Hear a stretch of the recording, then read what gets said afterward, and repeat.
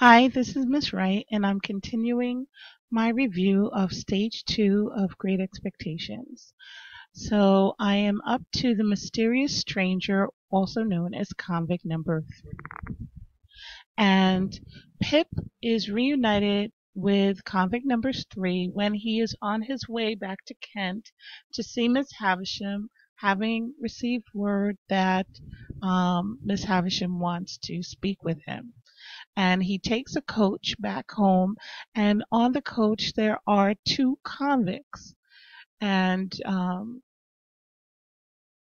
during the course of the ride, he realizes that one of the convicts is having a conversation about the money that Pip was given when he was a boy, sent to him from convict number 1. And Pip listens to this conversation, not 100% sure if the convict knows that he is the boy, or um, if the convict is simply having a conversation about what happened in the past. So Pip is made very uncomfortable the whole time because he's sitting literally behind these 2 convicts as they are talking about his life. And he finds out a little bit about his convict from the graveyard and how he came to get the 2 1-pound notes. When Pip returns to Miss Havisham's house, he is surprised to see Orlick at Miss Havisham's house, and he asks Orlick why is he there, and Orlick is the doorman, and Orlick says that he doesn't work at the forge anymore. Orlick is the same snarky, gruff, rude person that he was when Pip was growing up, and but he's decided to leave being a blacksmith and seek other employment. After this visit to Miss Havisham's house, Pip goes to Mr. Jaggers and tells Mr. Jaggers that Orlick should not be the doorman, and Mr. Jaggers says, "You need say no more," and Orlick is going to be dismissed. So that leaves some animosity open that will come back in stage 3. While at Miss Havisham's house, he is reunited with Estella. She has grown into a beautiful young lady. She has become much more refined than she was. She's gone to France, or she's back from France, where she went to a finishing school, which is a school that not only educated women in academics, but also taught them all the social graces. So they would learn to speak French and maybe play the piano, but they would also learn how to move and conduct themselves in polite society in the very best circles. And so she's much more subdued and much more refined and much more aloof than ever before. And Pip declares that he is still very much in love with her. After this visit, he runs into Trabb's boy, and Trabb's boy has no mercy on him. He ridicules Pip, mocks him, prostrates himself in the street laughing at Pip because of the way Pip is dressed, and he finds Pip an extremely comical character. No one else has the nerve to tell Pip that he looks like, a pompous fool in his getup that is overdone, and but Trabb's boy does. So Trabb's boy is an irritant to Pip, just the way Drummle is an irritant to Pip. And he also, after this encounter, tries to get Trabb's boy fired by writing a letter to Mr. Trabb about the conduct of anyone who would employ such a low behaving fellow. Mrs. Brandley is the woman with whom Estella will live when she arrives in London, and she lives in Richmond. And Mrs. Brandley is supposed to be able to introduce Estella to the very best people, the upper class. And Estella will set about to find a husband in the most subtle way. But she's in London looking for a mate. It's not like she's there looking for a job. She's looking to scout out who are the best prospects for her as a husband. The Finches of the Grove is a men's club, kind of like a fraternity, that these upper class gentlemen, Pip, Matthew, Drummel, and a few others belong to. They are symbols of, young men who could have found something productive to do in society, but instead decided to waste their money on this club, on drinking too much, gambling too much, and socializing too much. And Pip joins it for status, but he doesn't like a lot of the people who are there, including Drummel. Wemmick, as we said before, comes back in the middle of this stage because he invites Pip home to have a meal and meet his father. His father is called the Aged Parent, and his father is one of the sweetest characters in the book. He's an elderly man. He's funny. He's gregarious. He's very proud of his son, as he should be, but he's also profoundly deaf. And the only thing that he can hear is the sound of a cannon, which Mr. Wemmick blasts at 9 o'clock every evening. Imagine being one of his neighbors.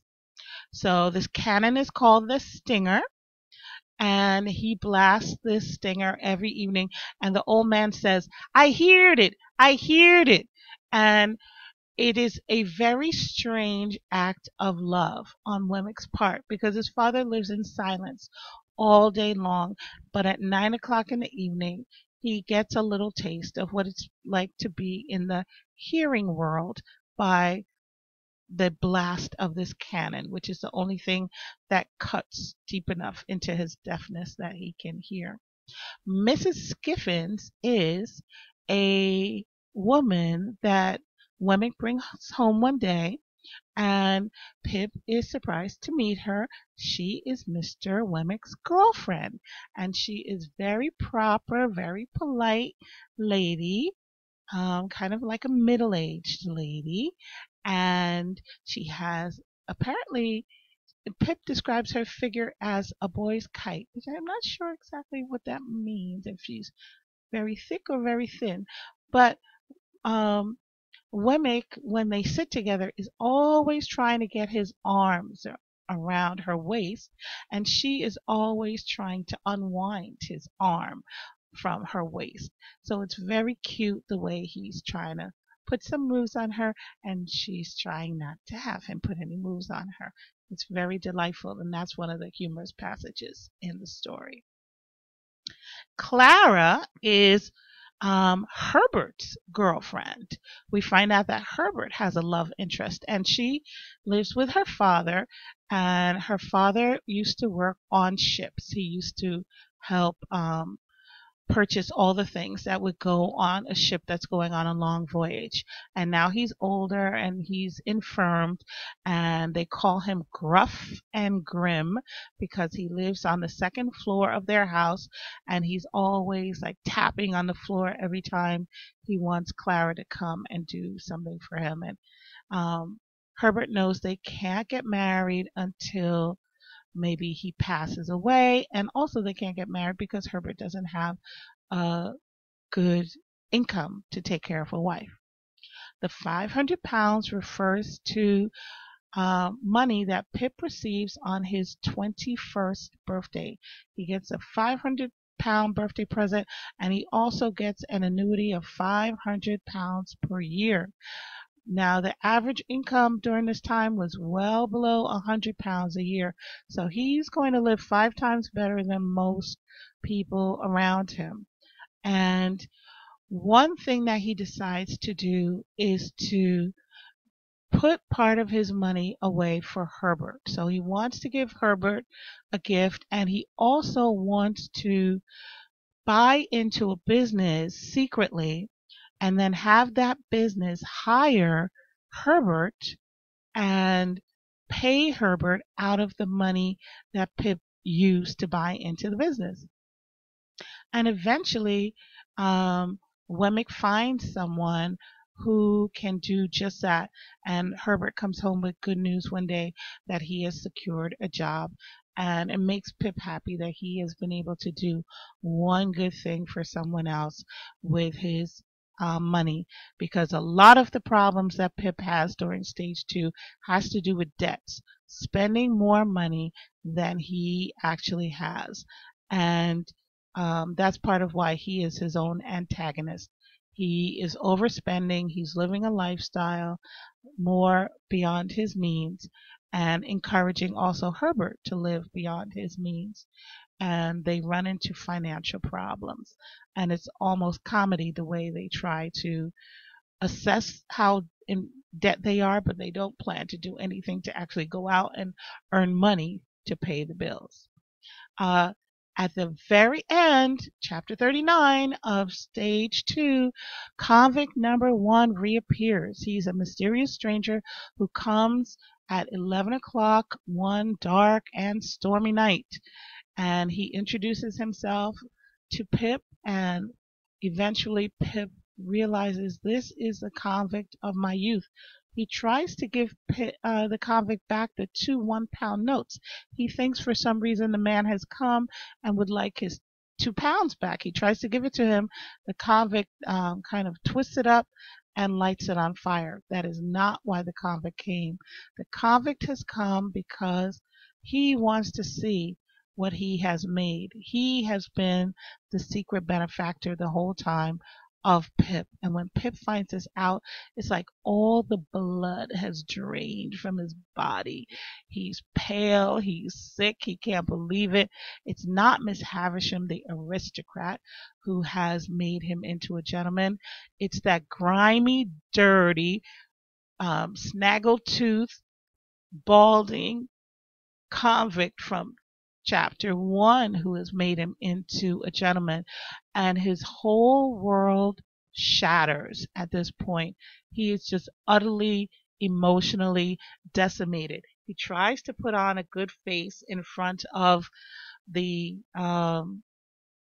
convict, tries not to let his horror show, but we'll find out that at the beginning of stage 3 that he is truly unhappy about the fact that all of his fortune has come from this man who was actually sent away to a penal colony in Australia. He worked for many years as a shepherd. He was hired out by a master, and he was able to put a little money aside from that. And then when his master died, he was such a good shepherd, the master left him the farm and left him a small fortune, and that is the money that he has used to give Pip this new chance at life. And it is Magwitch who says, Pip, I am your second father. So here we have another father figure for Pip. We had Joe, we had Mr. Jaggers, and now we have Magwitch. So Pip is absolutely horrified at the fact that this man has been the source of all of his great expectations. And then the great expectations takes on a very ironic meaning because it has all dissipated now. Pip can no longer take money from this gentleman, even though he wants to give him even more. Pip feels like it would be just beneath him to take any further money from Magwitch. So all the expectations have gone. All right, so that is all I can do for now. Please like this video. Please make sure you prepare for your stage 2 test. Has a lot of quotes on it, so make sure that you review and know who said what and who did what. I'll see you in class. Have a great day. Bye-bye.